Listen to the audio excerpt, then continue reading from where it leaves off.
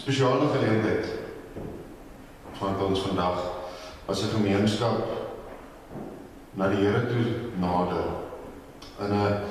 Eintlik maar in 'n protes van sy eie. Vanmôre die troon van God nader, vanmiddag die troon van God nader en ons op die pad van die Here saam met hom standpunt inneem, bietjie standpunt inneem saam met die Here op hierdie pad wat hy vir ons oplei, op die pad waarop sy lig skyn en sê genoeg met die geweld, genoeg met die onvrede wat besig is om ons wêreld en ons land uit mekaar uit te skeer, genoeg met hierdie slegte dinge. Mag julle vanmôre of vanmiddag welkom wees in die huis van die Here. Mag hierdie kersse wat brand vir julle ook beteken wat dit vir my beteken. En wanneer ek 'n kers sien, dan herinner dit my dat die Gees met my is, dat die Here ook hier is, saam met ons. Voordat ons verder gaan en net 'n bietjie gaan gesels oor die woord van die Here, kom ons raak rustig. Elkeen daar waar ons is, vat 'n paar oomblikke, bid nader die troon van die Here. Ons almal is hier vir 'n gesamentlike doel, so kom ons vat as 'n gemeenskap saam hierdie doel na die voete van die Here toe. So kom ons raak vir 'n oomblik rustig en ons bid saam.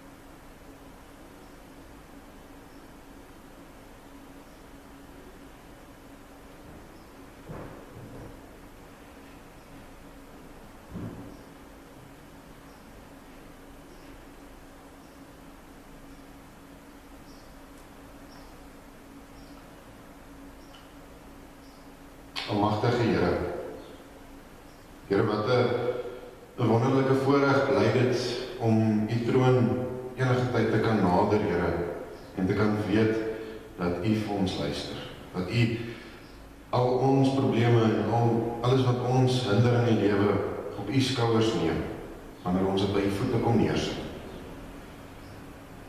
Here, ons is hier vandag in die huis om saam met U standpunt in te neem teen 'n wêreld wat besig is om uit mekaar uit te val, teen 'n samelewing wat besig is om mekaar te verskeur. Here, mag U vir ons wat in U lig loop so versterk, Here, dat ons U lig sal uitstraal in hierdie donkerte wat rondom ons besig is om oral oor te neem. Mag ons die lig wees wat hierdie wêreld nodig het. Mag ons net U heilige vrede in hierdie wêreld indra. Here, lei ons sodat ons U vrede kan bring. Dankie, Here, vir die genade en vir die liefde vir ons. Ons loof U naam. Amen.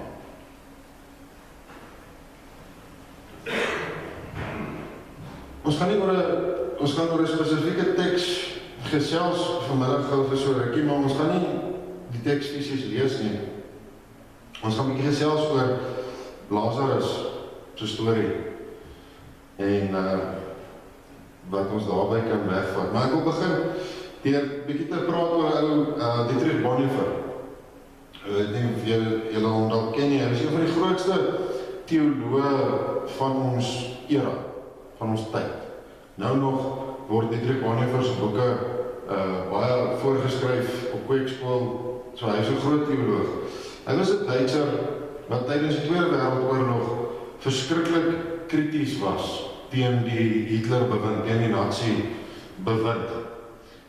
En omdat hy so krities was en omdat hy so uitgesproke was, het hulle hom in die tronk gedruk en later is hy ook doodgemaak, of het hy gesterf, omdat hy nie bereid was om sy kritiek teen die Duitse regering of dan die Nazi-party terug te trek.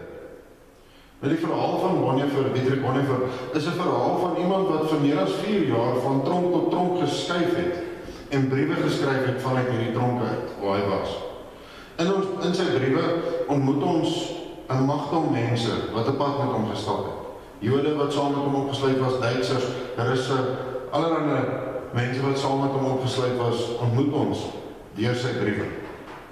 Nou, uit 'n dagboek van 'n soldaat, 'n Duitse soldaat wat eers aan die kant van Hitler geveg het, maar later as gevolg van sy geloofsoortuiging omgedraai het en vir die ander kant gaan veg het, haal Dietrich Bonhoeffer 'n wonderlike gedeelte aan wat ek vanoggend met julle wil deel. Hy haal aan, hy sê, die ou skryf, ek het vandag in die veld gaan stap en 'n pragtige bos blomme gesien. Ek het een van die blomme gepluk en in die proses die bos effens oopgedruk. Toe sien ek tot my ontsteltenis die lijk van 'n soldaat daaronder lê. Ek het teruggesteier, nie omdat dit die eerste dooie mens is wat ek gesien het nie, dit was immers tyd van oorlog, maar omdat die skreiende kontras tussen die blomme en die lijk op daai stadium of op daai oomblik vir my te veel was. Dit is vir my gevoel of hierdie liggaam 'n indringer was in God se skone skepping. Asof dit totaal buite orde was in God se goeie lewensplan. Nou hierdie soldaat, wie ook al hy was, vat ietsie baie waar raak hier. Want die dood is nie maar net 'n natuurlike afsluiting van ons lewe, soos wat dit natuurlik is om asem te haal of om te eet of te slaap nie. Dit is beslis nie die Bybelse siening van die dood nie. Want veral in die Nuwe Testament lees ons op verskillende plekke, op baie verskillende plekke, dat God wil die lewe vir ons hê, nie die dood nie. God het geen belangstelling in die dood nie. God seën ons met 'n onuitblusbare lewensdrif. In die Nuwe Testament leer ons nog bo op dit, leer die Bybel vir ons ook dat daar waar die lewe bedreig word, ons lewens bedreig word, daar raak God bedroef. En ek dink, die beste plek om dit te gaan raak lees in die Bybel is Johannes 11, van vers 33 tot 44. Ons gaan dit nie lees nie, maar dit is die storie van Lazarus, waar mense by mekaar staan, die Jode wat saam met Martha en Maria huil, die Fariseërs wat dan nou wonderwerke soek, Jesus wat vir Lazarus uit die dood uit opwek. Hierdie storie of hierdie vertelling van Lazarus, die opwekking van Lazarus, is 'n verskriklike interessante vertelling. Wat vir my baie interessant is dat hierdie stuk, hierdie tussen vers 33 en vers 44, bestaan daar waarskynlik een van die kortste verse in die Bybel, wat die meeste impak al gemaak het in ons samelewing. 'n Vers wat net 3 woorde het, vers 35 wat sê, Jesus het gehuil. Net 3 woorde, maar is 3 woorde waaroor daar al verskriklik baie boeke geskryf is. Verskriklik baie goed gesê is. Juist omdat in hierdie 3 woorde daar 'n ontsaglike hoeveelheid waarheid en betekenisse ingedruk is, saamgepers is. Hierdie vers, hierdie Jesus het gehuil, nadat hulle vir hom gesê het, Lazarus is dood, nadat die Jode ook daar gestaan en huil het, en Martha en Maria daar gehuil het Jesus gehuil. Dit sê vir ons iets van Jesus se menslikheid, sy medemenslikheid, sy medelee met ons as mens. Dit sê vir ons dat Jesus 'n man was van vlees en bloed, 'n mens was wat geëet het, wat gelag het, wat geslaap het, maar wat ook gehuil het. Net soos ons, net soos ek en jy. Maar nie net soos ons, maar ook saam met ons, doen hy hierdie goed. En is hier, juist hier waar Jesus huil, in hierdie hoofstuk, waar sy medelee, sy medemenslikheid met ons onderstreep word. Dit sê vir ons, daar waar daar gehuil word in ons samelewing, in ons wêreld, staan God nie ver nie, maar hy staan eerder hier reg in die middel van hierdie goed saam met ons. Ons smart word sy smart. Ons hartseer word sy hartseer. En sy trane, maar net soos ons is eintlik ook maar baie keer druppels van protes. Jesus hier protesteer teen 'n klomp goed, net in hierdie hoofstuk. Hy protesteer teen die oppervlakkige gehuil van die Jode wat by Martha en Maria staan. Hy protesteer teen die onbegrip van hierdie Jode waarvan ons kan lees hier, wat as toeskouers daar was, maar eintlik maar net omdat hulle wonderwerke wou sien, omdat hulle toertjies wou sien, nie omdat hulle reg belang gestel het. Maar veral, dink ek in hierdie gedeelte, protesteer Jesus se trane oor die werklikheid van die dood. Hy huil oor die bestaan van hierdie vreemde indringer in God se pragttuin. Hy huil oor dat die dood die lewe uitmekaar uitdruk. Nou in die Bybel, familie, kry ons dat God op baie maniere vir ons voorgestel word, op menslike maniere vir ons voorgestel word, sodat ons kan verstaan wie en wat God is, veral wanneer dit kom by sy verhouding met ons. God, sê die Bybel, is 'n God met bene en arms, met vingers en met oë wat kan staan en op 'n troon kan sit. God het 'n gesig en baie dikwels blink daai gesig van trane. Want so is God, familie.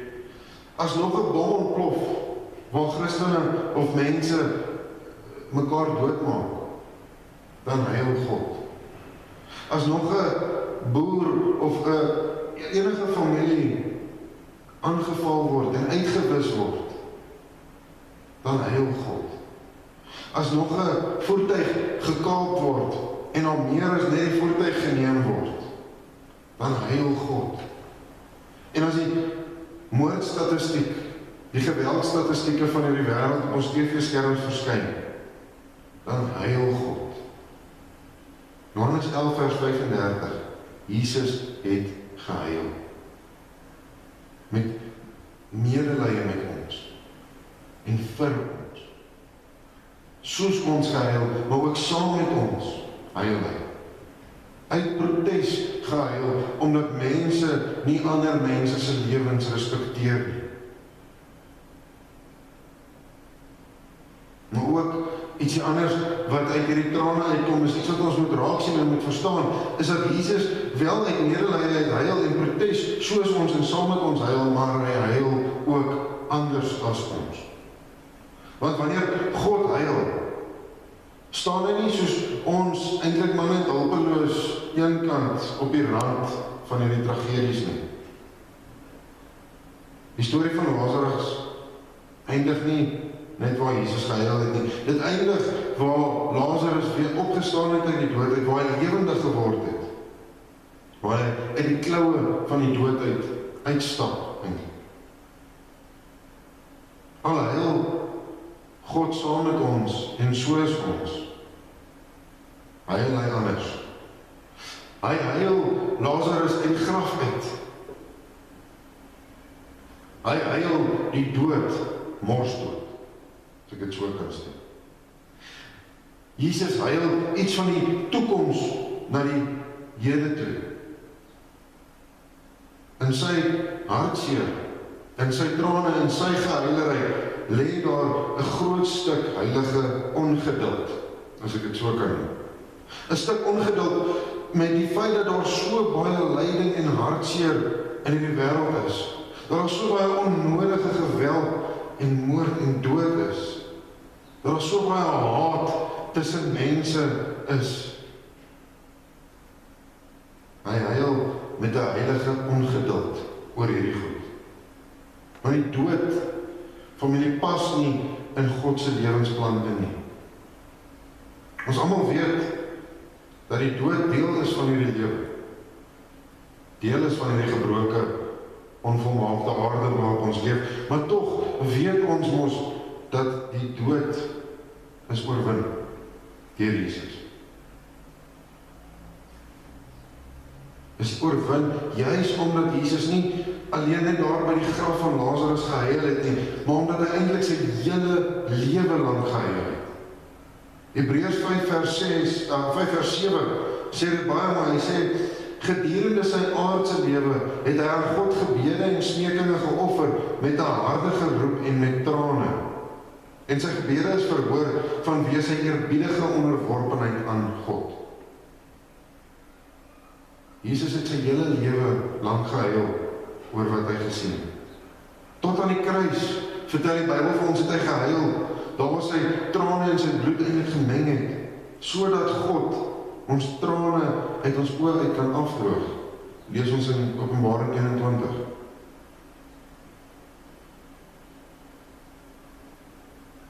Ongelukkig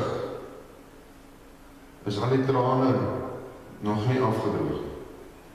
Want ons, glo ek, sal nog baie in ons lewens moet huilend protesteer oor geliefdes wat van ons al weggeneem is. Dat ons nog dikwels dalk in ons lewens van opregte traan gaan laat vloei wanneer ons van iemand anders se hartseer en verlies en pyn hoor. Om eers te praat van al die trane wat gaan vloei of vloei oor die onnodige geweld, oor die onnodige moord van ons wêreldse mense.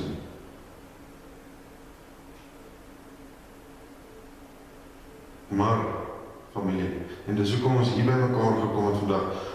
En dit is die punt wat ek wil maak, is ons huil, en Jesus huil saam met ons, maar ons huil anders. Ons huil anders, ons behoort anders te huil as die res van die wêreld. Ons behoort anders te huil. Want nie alleen huil en treur God saam met ons nie, maar ons weet mos ook dat hy reeds die dood oorwin het vir ons. Lazarus het hy laat opstaan. Hy het self opgestaan en daarom sal ons ook kan opstaan. Al bring die dood baie hartseer. Maar weet, familie, weet in julle hartseer, weet in ons hartseer, dat God saam met ons treur. Omdat hy die dood reeds oorwin het, hoef ons nie te treur sonder hoop nie. Beloof hy vir ons. Want Jesus, die een wat saam met Martha en Maria hier getreur het, wat aan die kruis sy trane gestort het en so ook die dood oorwin het, is saam met ons. En hy treur in elke oomblik van hartseer saam met ons. Hy is by ons in alle oomblikke waardeur ons moet gaan. En sy trane vloei met 'n ongeduldige heiligheid, of 'n heilige ongeduld, wat vir ons die toekoms wil oopmaak. Mag ons uit die storie van Lazarus uit regtig hoor wat God se hart is vir ons. Dat God saam met ons in hierdie geweldige die mekaar spul is wat ons die lewe noem. Mag ons weet dat ons is nie alleen nie. En dat wanneer ons as 'n gemeenskap kan saam staan teen hierdie geweld, teen hierdie donker wat hierdie wêreld oorneem, kan ons die lig laat deurbreek. Mag ons elkeen die lig van God, wat hy vir ons aangesteek het toe sy trane gevloei het, saam met ons dra. Amen. Kom ons bid saam.